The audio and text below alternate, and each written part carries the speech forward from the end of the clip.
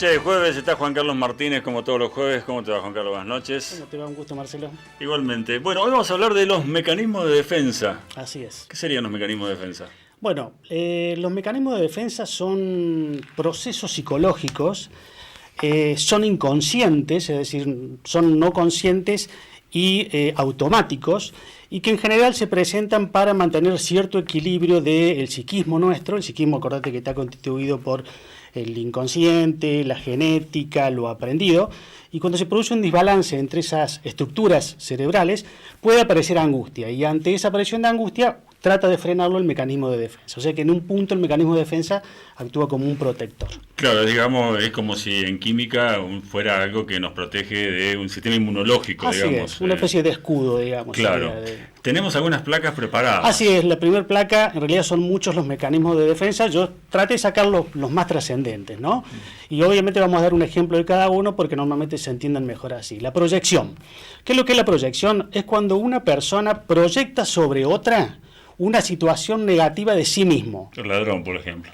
El ladrón, claro, aquella persona que normalmente suele considerarse por sí ella agresiva y dice, claro, los agresivos son los otros. Está bien. Es decir, los otros son agresivos para conmigo. Es un mecanismo de defensa para no aceptar que uno es agresivo. Por supuesto, porque si lo acepto tengo doble trabajo.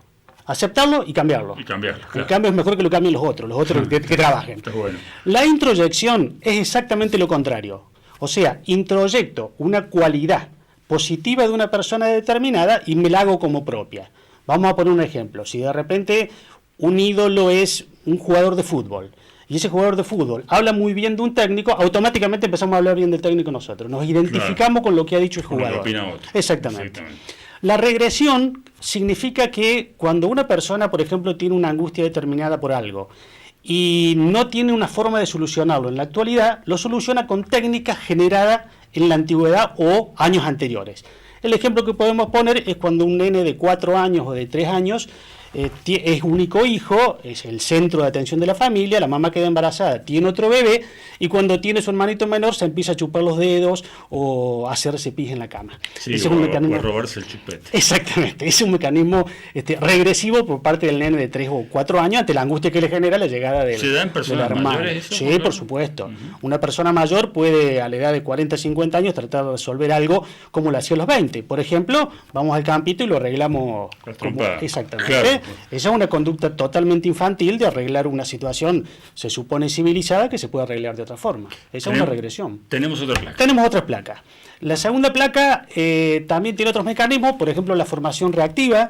La formación reactiva es un pensamiento que me puede generar ciertos conflictos, entonces lo cambio por un pensamiento totalmente positivo. Por ejemplo, si yo a una persona determinada le tengo cierta antipatía, y me es muy difícil o me va a comprometer el mostrar esa antipatía, me muestro amable con la persona. Claro. ¿Sí?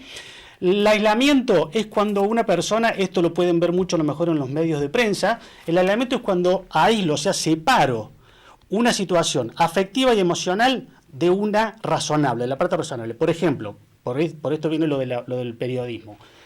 Nosotros lo vemos todos los días en Buenos Aires cuando se produce una entradera y muere una persona y la esposa en menos de 12 horas está dando conferencia de prensa, claro, y lo está contando como si estuviese contando el asecinato de un vecino. Y en realidad es el esposo. Eso es un aislamiento, ¿sí? El desplazamiento... Que es un mecanismo también de defensa. Claro, ¿no? Para no aceptar la tragedia por la que está viviendo. Exactamente. Es decir, no vive el duelo en ese momento, claro, pero después va a vivir el nivel de angustia, ¿sí? El desplazamiento significa que yo, por ejemplo, tengo una actitud determinada hacia una persona, pero no la puedo mostrar hacia esa persona y la desplazo hacia un tercero. Vamos a poner un ejemplo para que de nuevo nos entendamos. Si de repente yo tengo cierto deseo de irritabilidad hacia el jefe de la fábrica donde yo trabajo, pero no puedo ser agresivo con esa persona, lo desplazo hacia mi mujer cuando yo llego a casa. Claro. Entonces, o el perro o mi suegra. Exactamente, digamos, exactamente. Claro. Lo tengo, como es más familiarizado, sé que las consecuencias pueden no ser tan negativas, aunque por supuesto es negativo. Sí, no, obviamente, ¿no? Pero bueno, digo, los mecanismos de defensa, en definitiva, son buenos. ¿O no? Bueno, muy bien la pregunta, porque los mecanismos de defensa, como todo en la psicología, tienen que tener un justo equilibrio. Si nosotros sobreusamos el mecanismo defensivo, si nosotros convivimos con el No mecanismo atacamos el defensivo, problema de fondo. claro. Y nuestra calidad de vida disminuye, generando inclusive distimos y procesos depresivos. Por eso, Claro. a ver, Freud decía que todos los seres humanos utilizamos el mecanismo defensivos, todos. Pero una cosa No, es es que una uno... cuestión de supervivencia, digamos. Totalmente, pero una vez que una situación distinta es que yo lo utilice una sola vez al día y otra situación es que yo durante un día utilice 20 mecanismos de defensa. Sí, porque es como Viva. si estuviera tomando pastillas para el dolor de cabeza todo el día y no Exactamente. voy al médico a preguntar por qué me duele la Exactamente, y cabeza. a lo mejor una me hace bien, pero no Claro, permanentemente también. exactamente. Es el mismo, muy bien el ejemplo que pusiste. Muy ejemplo. Te queda una placa más. Una plaquita más, en donde vemos otros mecanismos defensivos, que sería la última. La racionalización significa justificar permanentemente situaciones que no puedo justificar. El ejemplo que se nos viene en este momento a la cabeza es aquel alumno universitario que es aplazado y la respuesta de él es: el profesor se la agarró conmigo. Claro, la típica. Claro, exactamente. Eso puede pasar una vez. Sí, una. Claro, pero no puede ser que No puede 20 ser exámenes, siempre, los sí. 20 exámenes el profesor se la agarre con él. La represión significa cuando yo olvido una situación determinada porque el no olvidarlo me generaría angustia. Claro. Por ejemplo, el cumpleaños de una persona amada fallecida. Me olvido de que esa persona de cumpleaños hoy. Exactamente. Para no tener la angustia de recordarlo. Exactamente. Ese es el mecanismo defensivo. ¿Cómo funciona la cabeza, no? Sí, Tremendo, ¿no? es tremendo. Los métodos que utiliza para Sí, sobrevivir. Sí, digamos, sí, ¿no? totalmente. La sublimación es un impulso desenfrenado que normalmente se tiene, que este impulso es, digamos, prohibitivo por la parte social, digamos, y lo cambio por una situación socialmente aceptable. Por ejemplo, puedo tener impulso desenfrenado de exhibicionismo y lo canalizo a través de una obra de teatro. Claro. O sea, canalizo mis energías, las sublimo.